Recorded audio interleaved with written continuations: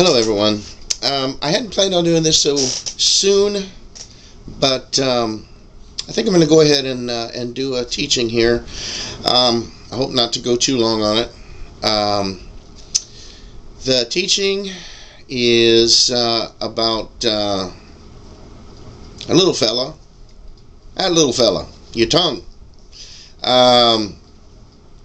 In Proverbs 18:21, it says, "Death and life are in the power of the tongue, and those who love it will eat its fruit."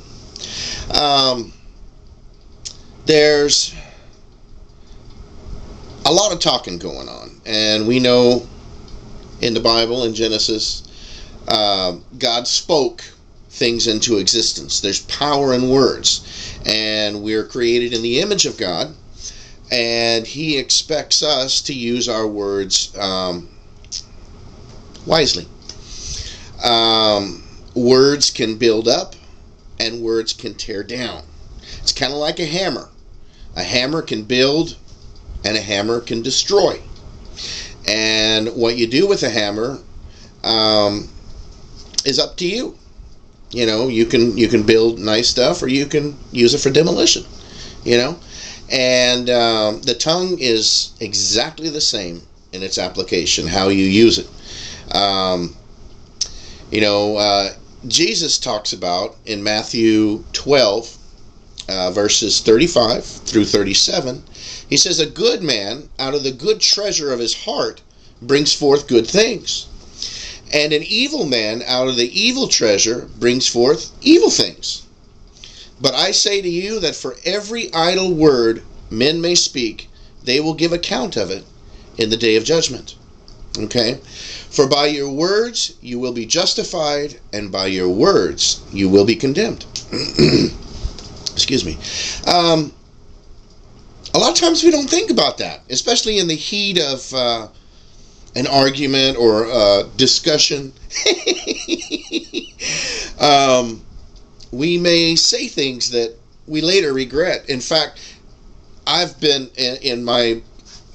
speaking for myself, I've spoken words that as soon as they came out of my mouth, I was like, I want to get them back. I didn't want to say that. I didn't mean to say that.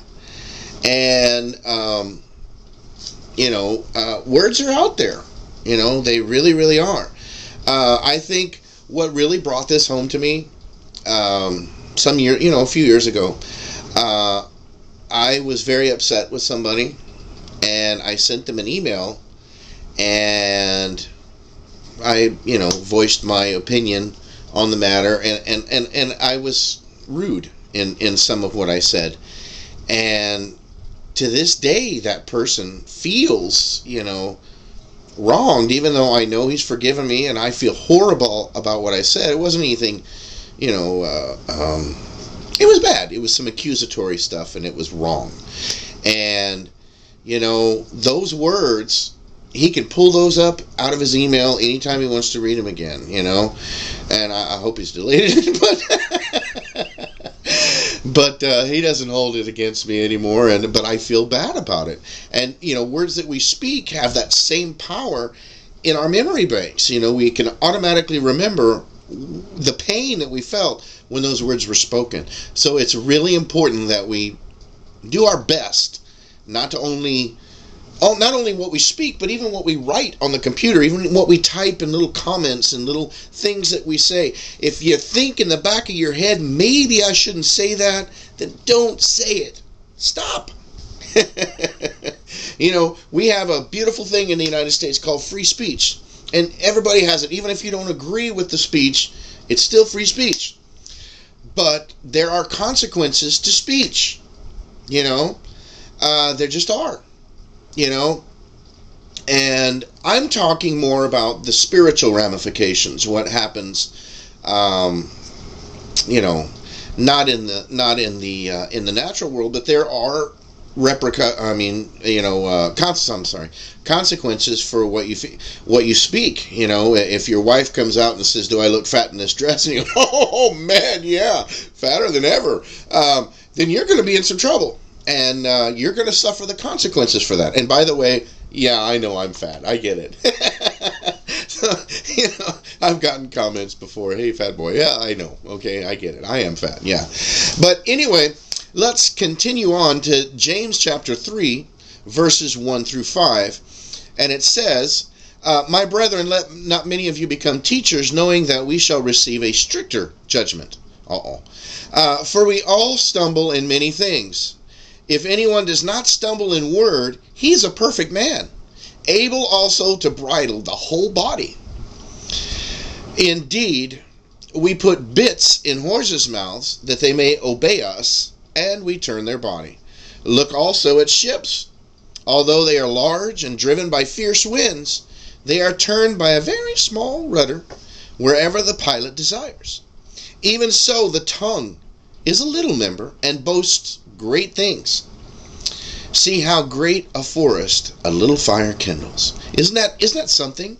I mean, you think about it, and you see these huge forest fires, we'll get into the ships and all that too, but this last statement is really just boggles the mind.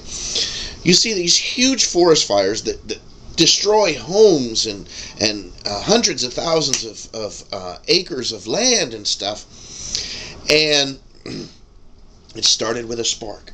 Could be a lightning strike. Could be somebody flicked a cigarette out the window driving home.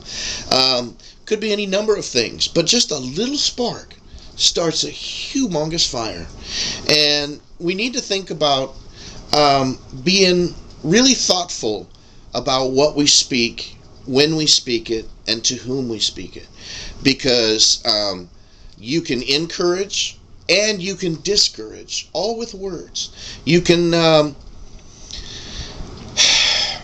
destroy and you can build up, just like I was saying before. So anyway, I think that's all I have to say about that. I hope you're all doing well. Have a great day and God bless you. We'll see you next time.